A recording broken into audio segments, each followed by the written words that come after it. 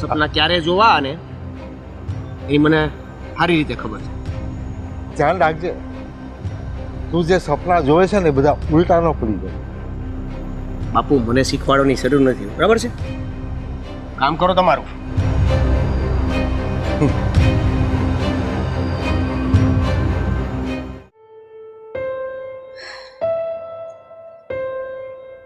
Mummy, આજે ભલે અત્યારે હું ખાલી તારા ફોટા સાથે જ વાત કરું છું, પણ મારા દિલની ભાવના તને કહું છું. મમ્મી, મારા બિચારા ભાઈની હાલત આ ઘરમાં બહુ જ ખરાબ છે.